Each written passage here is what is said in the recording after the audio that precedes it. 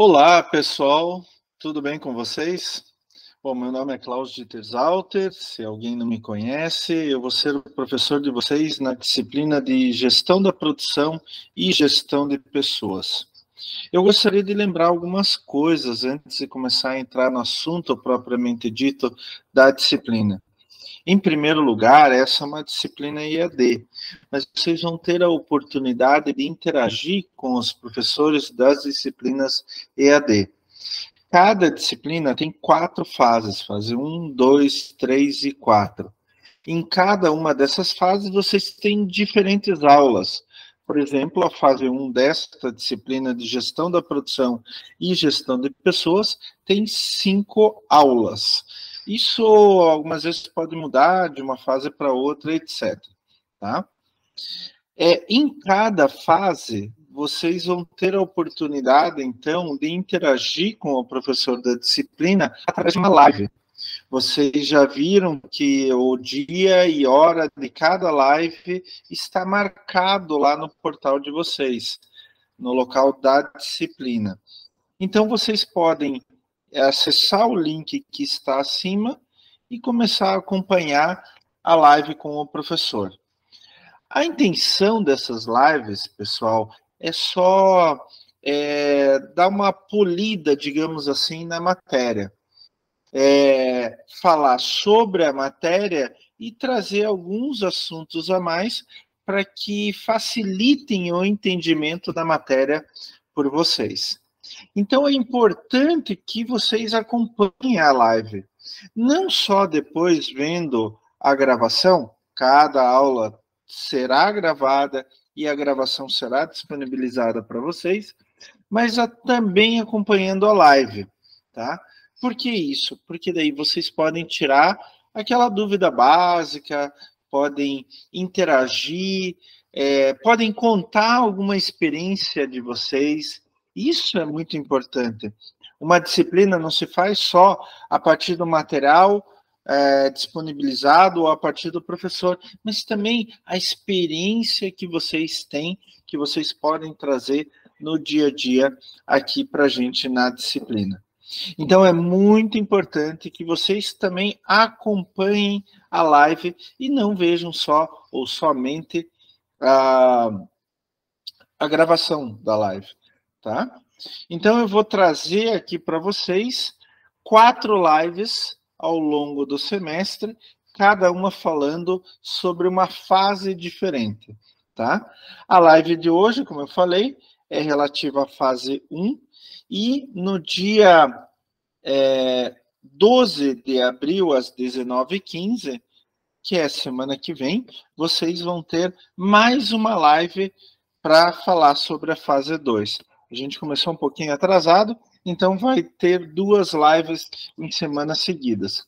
A terceira live será dia 10 de maio, e a última live, a quarta live, será dia 7 de junho, tá? E depois vocês terão as atividades.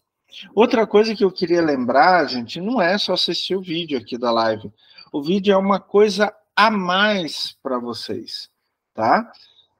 Mas vocês têm uma série de outras atividades lá no AVA, na parte relativa à própria disciplina. Por exemplo, exercício, desafio, o capítulo de livro, saiba mais e assim por diante. Então, as dicas do professor, que daí um outro professor ainda vai colocar algumas dicas para vocês, tá?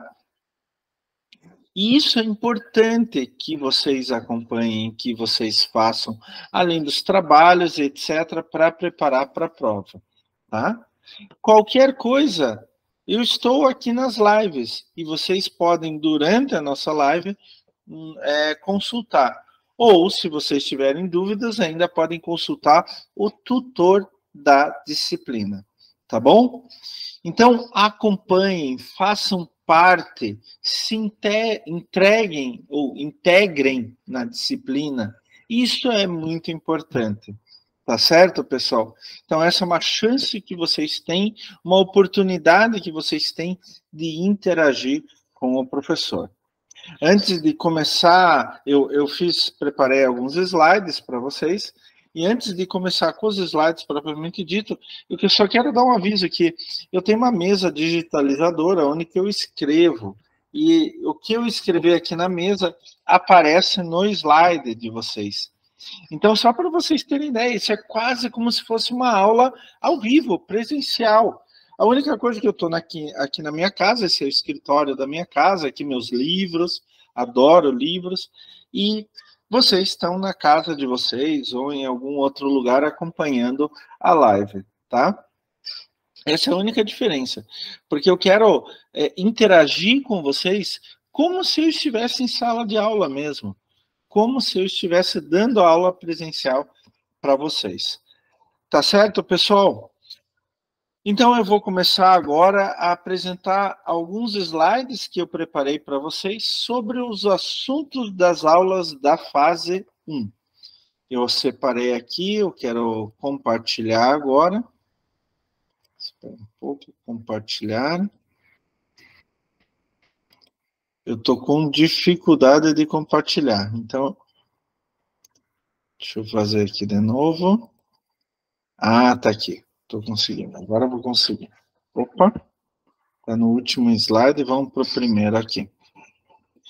Então, espero que vocês estejam vendo os slides. Aqui apareceu para mim um aviso que vocês estão vendo os slides. Então, a nossa disciplina é gestão da produção e gestão de pessoas. Então, uma parte a gente vai fazer gestão da produção e outra parte gestão de pessoas. Tá certo? A primeira coisa que a gente tem que falar, ó, tá lá na fase 1, aula 1. O que é administração? Isso é muito importante, né? Mas antes de falar da administração propriamente dita, eu gostaria de trocar algumas ideias com vocês. Em primeiro lugar, quando a gente fala de uma empresa, a gente está falando, na verdade, de uma organização. E como que a gente pode definir organização? Basicamente, é um grupo estruturado de pessoas. Então, várias pessoas se unem com um objetivo em comum. Ah, eu quero produzir carros, eu quero produzir comida, eu quero fazer uma universidade, e assim por diante. Então, quando a gente fala de uma organização, muitas vezes algumas pessoas pensam assim, a organização ela tem vida própria, organização ela pensa por si mesma, né? Ah, Coca-Cola pensa assim, a Pepsi pensa assim, o McDonald's pensa assim. Na verdade, gente, não é bem por esse caminho. Porque uma organização é formada por pessoas. Essa é a principal característica dela, ela é composta por pessoas. Vou até pegar aqui minha canetinha aqui, eu tenho que configurar ela. Vamos lá, canetinha. Aqui eu vou só mudar de cor para ficar bem visível quando eu fizer observações aqui, e vou colocar uma espessura maior. Então, a principal característica é que é uma... Perdão, pessoal. A principal característica é que uma organização é composta por pessoas. Então, todas as características dela vão ser em função disso. Todas as organizações ainda têm um propósito ou finalidade, né, que é a razão de existir. Ah, eu quero ganhar dinheiro produzindo carros, eu quero ganhar dinheiro produzindo computador. E toda organização tem uma estrutura, e essa estrutura define e delimita comportamento e responsabilidade de cada pessoa. Quer dizer, eu sou gerente, eu sou funcionário da linha de montagem, eu sou contador, eu sou isso, eu sou aquilo, e assim por diante. Então, essa estrutura que a organização tem é que vai dizer assim, olha, o Klaus vai fazer isso, o João vai fazer aquilo, o José vai fazer aquilo e outro, tá? Toda a organização é composta por pessoas, e essas pessoas vão se reunir com objetivos comuns. Essa organização precisa ter um propósito ou finalidade, que é a razão de existir dela, e essa organização vai ter uma estrutura. E essa estrutura vai definir, delimitar o comportamento e responsabilidade de cada um na organização. Uma das coisas, das tarefas que existem dentro da organização é a administração dessa organização. A gente diz que a administração nada mais é do que um processo, como qualquer outro dentro da organização. Então, eu tenho o processo de desenvolvimento de novos produtos, eu tenho o processo de contabilidade, eu tenho o processo de logística, eu tenho diferentes processos. A administração também é um desses processos. Só que a administração, ela tem algumas características que a tornam diferentes, porque a administração em si não é um processo específico dentro da organização, mas sim um processo que vai coordenar os trabalhos da organização. Então, a administração, ela tem como base simplesmente ver o que está acontecendo ali e coordenar todos os outros trabalhos ou processos. Então, ela é que vai dizer como tudo vai funcionar. É claro que quando eu tenho lá um processo, um trabalho de desenvolvimento de novos produtos, quem vai desenvolver são os engenheiros responsáveis, as pessoas responsáveis. Mas a organização vai dar as grandes linhas. Por isso a gente fala que a organização, a administração vai dar as grandes linhas. Por isso que a gente fala que a administração faz a coordenação do trabalho. E uma coisa muito importante, ela também faz a alocação de recursos, tendo como objetivos usar esses recursos de uma forma eficiente e eficaz. Eu já vou falar sobre isso. Eficiência e eficácia. Isto é muito importante dentro do trabalho de um administrador dentro da empresa. Olha lá, hein? Eu acabei de falar, olha, vou falar sobre eficiência e eficácia. E está aqui, olha, eficiência e eficácia. Duas palavras extremamente importantes. Eficácia significa maximizar a realização dos objetivos e eficiência, minimizar a utilização de recursos. É mais ou menos o seguinte, eficácia é eu fazer mais e eficiência eu fazer mais com menos. A gente pode dizer assim, olha, eficiência é fazer bem as coisas, eficácia é fazer as coisas certas, eficiência é preocupação com os meios que eu vou utilizar para fazer aquilo, eficácia é preocupação com os fins, por exemplo, o produto. Eficiência é minimização de recursos utilizados, eficácia é maximização dos objetivos alcançados. Eficiência é ênfase nos processos. Eficácia é ênfase no resultado. Eficiência é ausência de desperdício. Eficácia é a escolha dos objetivos mais apropriados. Então, a gente pode dizer que a eficácia se preocupa com os fins, com os resultados. Já a eficiência se preocupa com os meios, se preocupa com os processos. Professor, dá para fazer só um ou outro? Não, o ideal é que você trabalhe com eficácia e eficiência, tá? Muito importante. Nunca mais esqueçam isso que eu acabei de falar para vocês. Pessoal, outra coisa muito importante. Eu falei para vocês que uma organização, ela é feita por pessoas, é composta por pessoas. Então, a organização, ela vai refletir o que as pessoas fazem, falam, pensam, como as pessoas agem e assim por diante. Por isso, é muito importante conhecer como as pessoas se distribuem dentro da organização. Quais são as atribuições delas, as macroatribuições dessas pessoas? Então, a gente pode separar as pessoas na organização em dois grandes grupos. O primeiro é o administrador ou gestor. Eles coordenam e dirigem as atividades de todos. Olha, coordenam.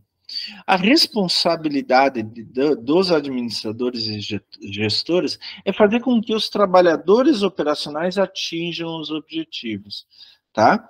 E eu posso classificar esses administradores e gestores conforme o nível que eles ocupam e o rol, os tipos de atividades que eles fazem.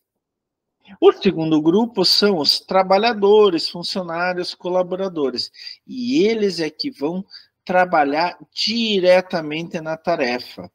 Eles não têm responsabilidade de supervisão, mas fazer as coisas. Isso diminui a responsabilidade desse segundo grupo? Não, óbvio que não. Se o pessoal do chão de fábrica não aperta os parafusos direito, não coloca as coisas no lugar certo, na sequência certa, de modo certo, o teu produto sai ruim. E daí você não vai conseguir vender, vai ter prejuízo, vai fechar a fábrica. Então, essa separação não é dizer quem é mais importante do que outro. Todos são extremamente importantes. Extremamente importantes. Uma organização, ela não funciona só com pessoas no primeiro grupo. E também não funciona só com pessoas no segundo grupo. Eu preciso ter a mescla dos dois na quantidade certa, na intensidade certa. E daí eu tenho essas pessoas em diferentes níveis organizacionais. De novo, pessoal, não significa que um é menos do que outro. Essa pirâmide dos níveis organizacionais, ela é muito importante.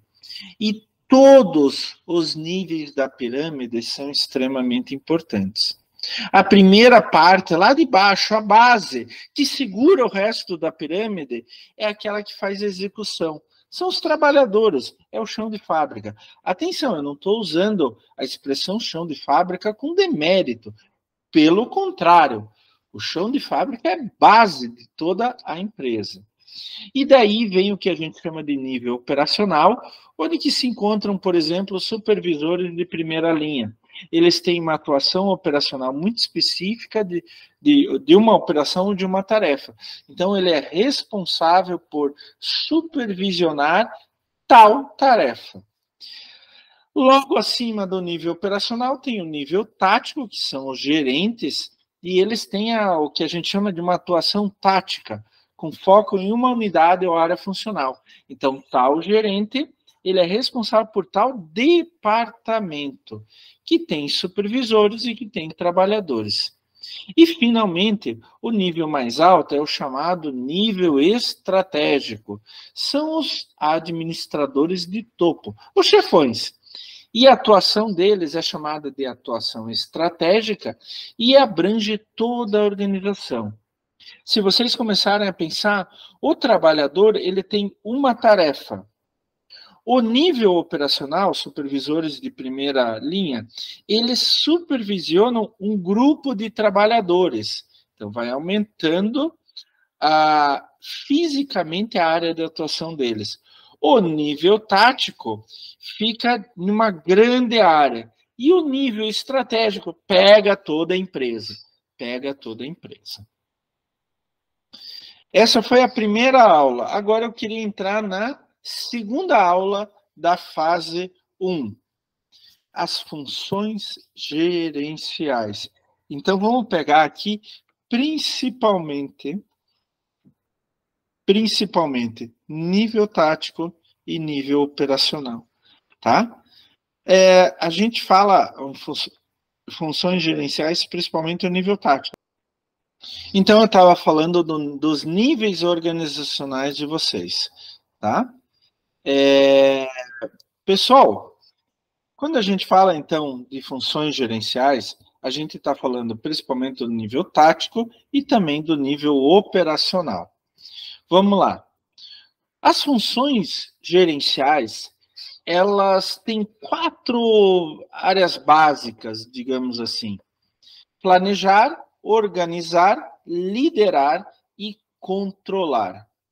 Quando a gente fala de planejamento, a gente está falando de selecionar objetivos organizacionais e modos de ação adequados para atingir melhor esses objetivos. Antes de eu começar a fazer alguma coisa, eu preciso planejar. Como que eu vou fazer isso? Qual que é o melhor jeito para fazer isso e atingir os meus objetivos? Depois que eu fiz essa decisão, eu vou organizar. Eu já determinei como. Agora eu vou organizar isso na prática. Então eu vou estabelecer relações de tarefa e autoridade que permitam as pessoas trabalhar juntas para atingir os objetivos da organização. Bom, eu planejei, eu organizei e agora está tudo funcionando. Alguém precisa tomar a frente disso. Isso é o papel de liderança, ou é a função de liderança. Depois que as coisas começam a funcionar, eu preciso motivar, coordenar, transmitir energia aos indivíduos, aos grupos, para que eles trabalhem principalmente de forma junta, coordenada para atingir aqueles meus objetivos básicos. E daí, tá dando tudo certo ou não? Daí eu preciso monitorar ou controlar. Então eu vou estabelecer sistemas de medida e de monitoramento precisos para avaliar o quão bem a organização atingiu seus objetivos. Gente, na verdade, isso é o famoso sistema PDCA, Plan, Do, Check e Act. Né? Mais ou menos assim. Quais são as áreas que eu tenho dentro de uma organização? Pessoal, isso pode mudar muito de organização para organização, mas, no geral, a gente tem 4 áreas básicas. Primeiro, produção e operações, que é o chão de fábrica, que vai produzir o teu produto, processo, serviço. O marketing e o comercial, que vão vender aquele material que você vai produzir, vão comprar matéria-prima, insumos, e depois vão vender o material. A gente também tem o financeiro, que vai cuidar do dinheiro, da parte econômica, quanto dinheiro está entrando, quanto dinheiro está saindo e assim por diante. E o famoso RH, né? O recursos humanos. O recursos humanos vai cuidar de contratar pessoas, mandar embora pessoas, treinar pessoas para as tarefas específicas. Dentro disso daí, o que o administrador faz? Primeiro, pessoal, deixa eu pegar aqui minha caneta de novo. A cor já está aqui, pronto. O administrador, ele tem vários papéis dentro de uma empresa. O primeiro grupo são os papéis interpessoais. Vocês já notaram que o chefe é sempre um símbolo? Aquele chefe é vagal, não faz nada, eu também não vou fazer nada. Pô, meu chefe está trabalhando muito. Ele é o primeiro a chegar e o último a sair. Então, o administrador é um símbolo. E as pessoas, elas vão se ver nele. Elas vão usar ele como espelho. O que ele fizer de errado, as pessoas vão fazer de errado também. Outra coisa, o administrador é um líder. Ele tem que estar com as pessoas nos momentos bons, mas também nos momentos ruins. Dando exemplo, por exemplo. E ele é um elemento de ligação entre os diferentes grupos de pessoas. O administrador, ele também tem um papel informacional muito importante. Ele é um monitor, ele monitora todas as atividades dentro da empresa, todas. Ele é um disseminador de informações, ele passa as informações para as pessoas. E ele é um porta-voz da empresa perante seus stakeholders, ou perante o público, perante o governo e assim por diante. Mas o administrador também tem um papel decisório muito importante. No final das contas, gente, ele que vai colocar a cara a tapa. Ele que vai decidir o que a empresa vai fazer, como ela vai fazer, quando ela vai fazer. Então, ele tem que ser um empreendedor, um solucionador de conflito, um administrador de recursos e um negociador. Gente, olha aqui, eu coloquei um um gráfico muito interessante. Se lembram que eu falei do nível operacional, nível tático e nível estratégico? O administrador vai trabalhar nos três. No nível operacional, o mais importante é líder. Ele como líder. Depois, porta-voz e, com mínimo importância, papel de monitor. No nível tático, já papel de líder e porta-voz estão ali, tete a tete, cabeça a cabeça. E o monitor vai subindo um pouquinho mais. Já no nível estratégico, o principal papel do administrador é como porta-voz. Depois vem líder e monitor. Agora vocês têm uma noção do que faz um administrador em uma empresa. E não é só aquele formado em administração, mas um engenheiro pode ser um administrador de empresa. E essa foi a aula 2. Agora eu gostaria de falar um pouquinho sobre a aula 3 da fase 1. Existem vários tipos de gerentes. E eu não estou falando só do gerente que está mais abaixo, né? Aquele que gerencia. Então, lá, o diretor-presidente, ele também gerencia. Ele acaba sendo um gerente dentro da empresa também. Então, dentro de uma empresa, a gente pode ter, não obrigatoriamente, gerentes de primeiro nível, acima deles, gerentes de nível médio. Isso não tem nada a ver com colégio, tá? Isso tem a ver com a posição dele na hierarquia. Acima dele tem os diretores e acima dos diretores o chefão, CEO, né? Uma palavra, uma expressão bonita, né? Mas esse é o diretor-presidente, diretor-geral e assim por diante. E eu tenho vários departamentos, né? Então, pesquisa e desenvolvimento, marketing, venda, produções, contabilidade, matéria daí cada empresa tem o seu. Então eu vou ter um gerente de primeiro nível para cada um desses departamentos. É o chefe do departamento. E assim, grupos de departamentos vão ter gerentes de nível médio.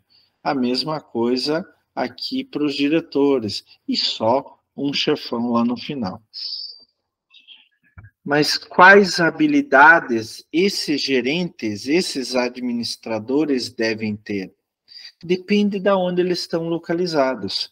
Se, por exemplo, eles estão localizados no nível operacional, o administrador, o gerente, tem que ter basicamente habilidades técnicas, saber fazer aquilo. Já se ele está no nível tático, ele tem que ter habilidades humanas, reconhecer a qualidade das pessoas, saber liderar pessoas, saber motivar pessoas e assim por diante. Agora, se ele está no nível estratégico, ele tem que ter habilidades conceituais. Pois é. Ele tem que saber um pouco de tudo e, principalmente, ele tem que ter a capacidade de ver de ver toda a paisagem, de ver todos os acontecimentos e juntar. No nível operacional, se eu estou lá em departamento de jateamento, eu preciso ser muito bom nisso. No nível estratégico, eu tenho que entender um pouco de jateamento, um pouco de montagem, um pouco de estoque, um pouco de logística e assim por diante. Sabendo um pouco de cada, não preciso ser o melhor em tudo, mas sabendo um pouco de cada, eu consigo fazer o retrato global da minha empresa. Por isso que a gente fala que no nível estratégico, o administrador deve ter habilidades conceituais. Ele deve saber um pouco de tudo e, principalmente, juntar isto no grande retrato da empresa. Mas não é só isso, não. Ele tem que analisar o retrato fora da empresa. Como que está o mercado? Como que está a economia? Será que eu não tenho que mudar a empresa de rumo? Então, no nível estratégico, mais alto administrador é complicado, gente. É complicado. Por isso é bom vocês estudarem um pouquinho de tudo, para vocês poderem fazer esse grande retrato tanto da empresa, dentro da empresa, quanto fora da empresa. E tem que ter uma capacidade, assim, olha, que a gente chama de sense making. É uma palavra em inglês, eu não sei como traduzir isso para o português, sinceramente eu não sei. Mas é uma expressão que a gente usa aqui no Brasil na administração. O que significa esse tal de sense making? É a capacidade de compreender o ambiente, tanto dentro quanto fora da empresa, a circunstância, o que está acontecendo e todas as outras variáveis que afetam a empresa. Isso fazer de uma maneira completa e analítica. Acabei de falar para vocês.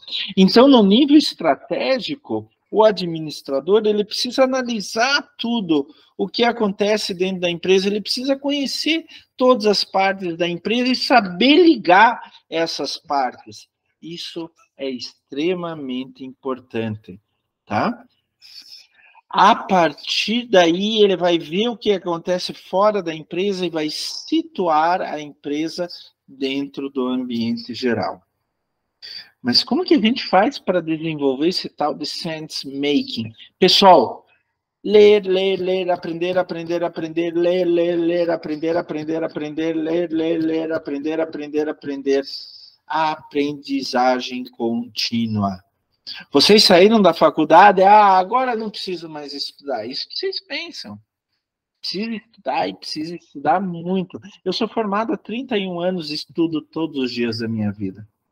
Ele tem que ser retrospectivo e atencioso. Atencioso em ouvir as pessoas e retrospectivo em ouvir e ouvir mais e falar menos. Tem que ser plausível. Quer dizer, não ter aqueles sonhos malucos, eu vou dominar o mundo. Não, não vou dominar o mundo. Eu vou fazer o que a empresa tem capacidade de fazer. Para adquirir, desenvolver esse sense making, ele precisa se relacionar com as pessoas.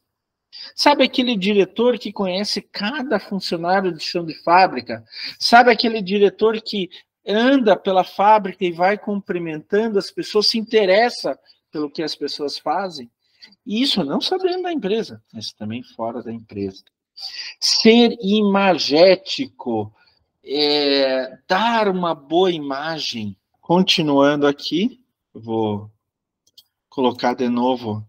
Eu estava falando do sense making, né? Quais são as capacidades que servem para desenvolver esse sense making? Ser imagético, quer dizer, passar uma boa imagem. Ele tem que ser o exemplo e atingir metas, né? Isso é muito importante. A importância de um administrador, óbvio que é importante, né? Porque a maior parte da mortalidade empresarial, morte de empresas hoje no Brasil, é por falhas gerenciais. Não é porque um produto é ruim, ou está muito caro, ou está muito barato, não, é por falhas gerenciais. Como que a administração pode falhar? Desperdiçando recurso financeiro, desperdiçando recurso material, e daí ela vai acabar sendo um elevado custo para a sociedade inteira. Tá? Porque não vai mais ter emprego, não vai ter uma geração de impostos e assim por diante. E um administrador tem vários desafios pela frente. Principalmente, vocês já devem ter notado, né? É um trabalho complexo e difícil. Você tem que entender um pouco de tudo para fazer o grande retrato da empresa. Você tem que lidar com pessoas diferentes. Algumas vezes as pessoas têm culturas diferentes, têm conhecimentos diferentes, têm experiências diferentes, têm personalidades diferentes.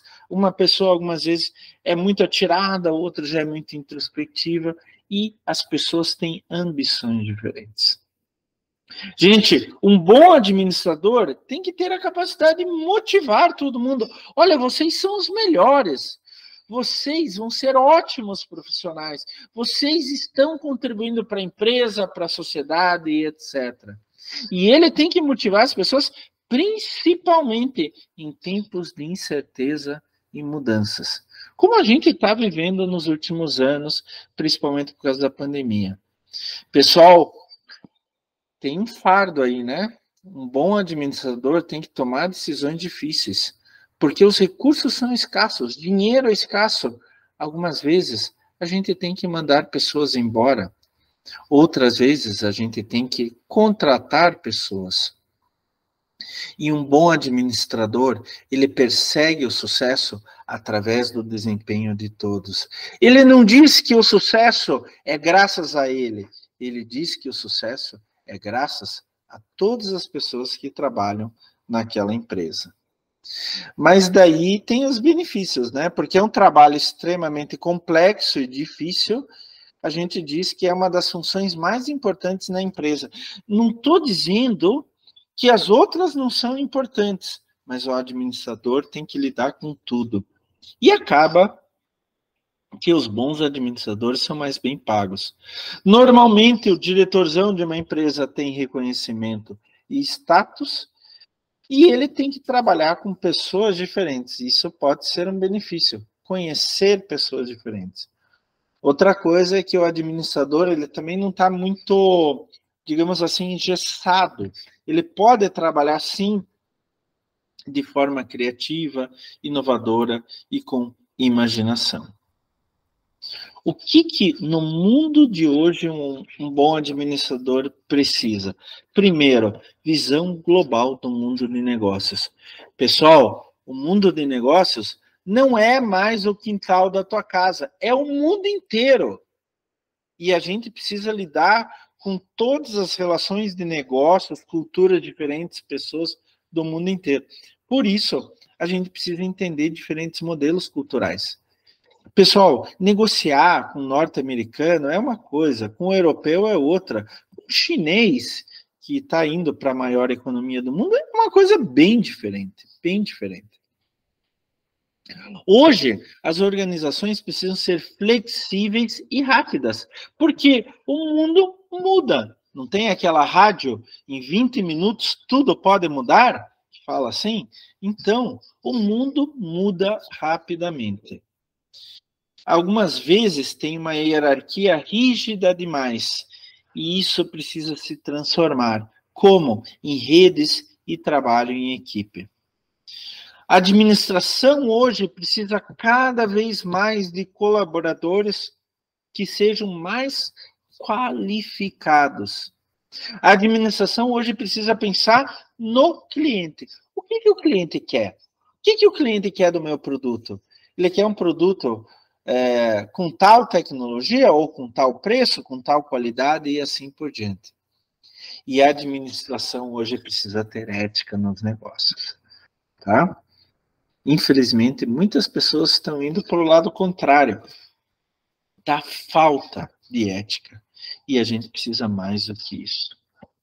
No Brasil, pessoal, no Brasil, temos dificuldades? Temos, e muitas. Primeiro, a alta carga tributária. Gente, é imposto que não acaba mais. Tanto que a área do direito tributário hoje é uma das áreas no direito que mais cresce. A taxa de juros das mais altas do mundo. Quantas vezes a gente vê isso na TV todos os dias, né? Um reclamando que a taxa de juros está alta, outro reclamando que a taxa de juros está baixa. Hoje, eu estou gravando isso para vocês, dia 5 de abril de 2023. Não sei exatamente quando que vocês vão ver o vídeo, mas hoje o Brasil tem a taxa de juros real mais alta do mundo. Tá? Não é a mais alta nominal, no número, mas é a real, descontando a inflação. E outro problema que a gente enfrenta muito grande no Brasil é a burocracia, né, pessoal? Eu brinco aqui, falo de burocracia, é papel para tudo que é lado. É imposto para tudo que é lado e é papel para tudo que é lado. Então, são alguns dos desafios, das dificuldades que um administrador tem no Brasil. E, pessoal, a gente tem que ver isso com calma e com cuidado. Bom, essa foi a aula 3. Agora eu queria tecer alguns comentários sobre a aula 4. A aula 4 fala em modelos de gestão. E antes de a gente entrar em modelos muito específicos, a gente tem que tentar entender o que acontece, o global, o geral, né? A gente tem dois grandes áreas de gestão no mundo, a clássica e a neoclássica e as relações humanas. A clássica e a neoclássica, ela se preocupa com homo econômicos, olha, em latim, gênero e espécie. Não é homo sapiens, é homo econômicos. O que significa isso? O ser humano que pensa em dinheiro, que pensa em economia. O grande representante desse tipo de gestão foi o Fordismo, através do Henry Ford. O que o Ford dizia? Ele inventou a linha de produção.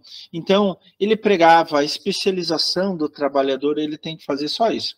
Pegar esse parafuso e colocar no buraco. Pegar o parafuso e colocar no buraco. Pegar o parafuso e colocar no buraco. Então, você obtém o produto em um processo de montagem. O Fred Taylor, daí veio o tal do Taylorismo, ele tem foco na tarefa. E daí, o trabalhador precisa ser selecionado conforme a tarefa que melhor lhe cabe e ser treinado para isso. Já o Fayol, ele falava que a administração e produção são distintos e que no modelo de gestão você tem que pensar em planejar, organizar, dirigir e controlar. Tudo isso daí está ligado à burocracia. Não, ato falho, burocracia, né? Os outros modelos de gestão, eles se preocupam mais com as relações humanas, e daí vem a preocupação com o homo socialis, a pessoa como pessoa. E eles desenvolveram o que a gente chama hoje de hierarquia de necessidades. O Maslow, por exemplo, falava na gerência participativa, junto ao funcionário, ao colaborador, e assim a melhoria do clima. Das relações entre os fatores sociais e econômicos, nas relações de trabalho. O teu trabalhador está satisfeito? Ele ganha bem? Ele consegue viver bem com aquilo que ele tanto trabalha? E o Maio falou que o nível de produção é resultado da integração social. Então, um trabalhador satisfeito, ele vai ter maior produtividade. Ele vai produzir com mais cuidado um produto com mais qualidade. E daí ele sempre pregou a existência de recompensas e sanções. Você fez melhor, ganha mais. Você fez pior, ganha menos. Vamos pegar um exemplo, né, disso daí, que está lá no AVA de vocês. Uma caixa de fósforo, por exemplo, é produzida por meio de um processo automatizado e repetitivo. As máquinas fazem a maior parte do trabalho e os operadores simplesmente as operam. Pum, pum, pum, pum, pum, pum, pum. Tem pouco espaço para criatividade e para opinião. Esta é a teoria clássica. Já quando a gente fala principalmente da teoria humanista das relações humanas, a gente pode pensar, por exemplo, para fazer um shampoo. Vários processos são utilizados para isso. A indústria depende da criatividade de um grupo de funcionários para criar embalagens, para criar as fragrâncias, o cheiro do shampoo, para criar campanhas de publicidade, ao mesmo tempo que possui fábricas e laboratórios com processos automatizados. Então, aí, na teoria humanista, principalmente a teoria humanista, pega um pouco de neoclássica. Neoclássica, na verdade, é uma transição entre a clássica e a humanista, onde que as pessoas têm uma importância muito maior. As pessoas, elas são mais importantes, fazem parte mais integrante para a produção do produto final. E daí a gente entra na aula 5 da fase 1. É a última aula da fase 1.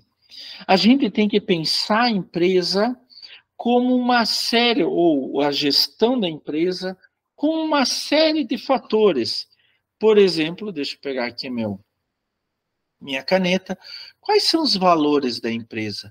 a cultura, os objetivos do grupo, os objetivos individuais. Lembrem-se, uma empresa é formada por pessoas. Cada uma tem uma cultura, cada uma tem um objetivo. O modelo de gestão, ele tem que pensar nas questões técnicas, instalação, tecnologia, os conhecimentos necessários. O modelo de gestão, ele tem que pensar na questão social. Como são as pessoas? A liderança. Qual é a motivação para os trabalhadores e para as diferentes pessoas envolvidas na empresa para produzir cada vez mais e melhor? E o modelo de gestão moderno, ele tem que pensar na questão estrutural, as regras, quais são as tarefas e quais são os procedimentos que a gente vai empregar para a empresa crescer cada vez mais. Por exemplo, pessoal, de novo, eu peguei um exemplo do AVA. O dono da padaria pode incentivar todos os seus funcionários a aprender sobre como fazer pães e bolos.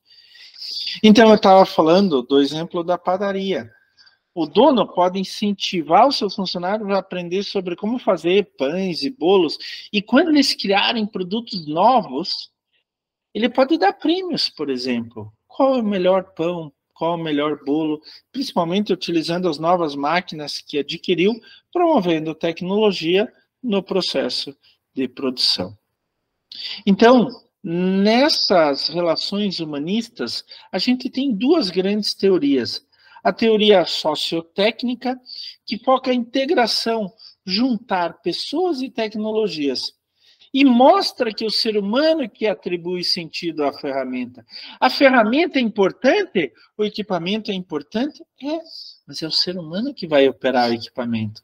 Sem ser humano, não tem aquele equipamento. De acordo com seus padrões cognitivos, como ele vê aquilo, seus objetivos pessoais e seus elementos de identidade social. Então, a organização vai se dividir em dois subsistemas, o sistema técnico e o sistema social. Não adianta só ter máquinas se você não tiver pessoas que operem, que sejam motivadas a operar as máquinas e melhorar cada vez mais o trabalho. Então, o subsistema técnico se refere às demandas de tarefa, implantação física, ao equipamento que está ali na empresa. E ele é que vai ser responsável pela eficiência potencial, o quanto a organização tem capacidade de produzir. Mas ter eficiência potencial não significa que vai efetivamente produzir. Por isso, a teoria sociotécnica prevê a parte social, as relações sociais daqueles encarregados pela execução da tarefa e que transforma a eficiência potencial em eficiência real. Então, as pessoas é que vão pegar as máquinas, colocar em atividade e produzir o produto final. Os fundamentos da teoria sociotécnica é que a organização é um sistema aberto, ele interage com o ambiente fora da empresa, ele é capaz de se autorregular e alcançar o mesmo objetivo a partir de diferentes caminhos, com diferentes recursos. Ela é formada, como eu já falei, por dois subsistemas, técnico e social. Um outro fundamento é o comportamento das pessoas perante o trabalho. Esse comportamento depende da forma da organização desse trabalho e do conteúdo das tarefas a serem executadas. As pessoas conseguem fazer aquilo? Elas têm capacidade, conhecimento, treinamento para fazer aquilo? Pessoal, na teoria sociotécnica, os dois subsistemas devem ser considerados de forma particular e otimizados de forma conjunta. Eu tenho que pensar nos equipamentos, eu tenho que pensar nas pessoas, mas eu tenho que juntar os dois. Os equipamentos certos para as pessoas certas para os equipamentos certos. E só assim os objetivos organizacionais vão ser atingidos. E, finalmente, a teoria da contingência. É bem interessante essa teoria, porque ela diz basicamente o seguinte: olha, pessoal, não existe só uma maneira de organizar uma empresa. Isso tem que ser ajustado às condições ambientais. As pessoas, equipamentos, matéria-prima, insumos, mercado, globalização e etc. Então, a teoria da contingência fala que para cada situação existe uma teoria, uma combinação de teorias administrativas. Não existe um modelo administrativo ideal único que vai ser a receitinha de bolo que vai servir para todas as empresas. Não. Isso depende do objetivo ou problema. E daí a gente tem que pensar em qual vai ser o melhor modelo de gestão para a tua empresa. Então, a teoria da contingência fala que existe um leque de opções para você gerir a tua empresa. Isso é bem interessante. Por exemplo, você trabalha numa multinacional que tem fábricas em vários lugares do mundo. Fazem a mesma coisa com o mesmo processo, com os mesmos equipamentos. Vai dar certo o modelo de gestão aqui no Brasil comparando a China? Não. Por quê? A cultura lá é diferente, as pessoas lá são diferentes. Então, eu preciso fazer um modelo de gestão que compreenda as pessoas daqui. Eu tenho os mesmos equipamentos que na China, mas eu tenho pessoas diferentes. Na teoria da contingência, eu tenho o ambiente geral e o ambiente da tarefa. O ambiente geral é chamado de macroambiente, ele é comum a qualquer organização, então ele vai influenciar todas as organizações.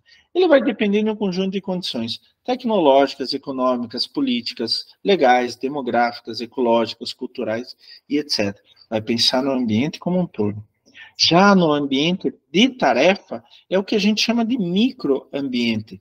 É o ambiente mais próximo e imediato da organização, que vai pegar ali mais rapidamente a organização. É dali que a organização extrai as suas entradas e deposita as suas saídas, os seus produtos. Esse ambiente de tarefa, o microambiente, é formado pelos fornecedores de matéria-prima e insumos, pelos clientes ou usuários, pelos concorrentes e por aquelas entidades reguladoras, principalmente ligadas ao Poder Executivo e Legislativo, também Poder Judiciário. Pessoal, essas são as nossas dicas para a fase 1 das aulas 1 até 5. Eu quero ver vocês na nossa próxima fase. Então, a nossa próxima aula será no dia 12 de abril, às 19h15. Não percam e até lá.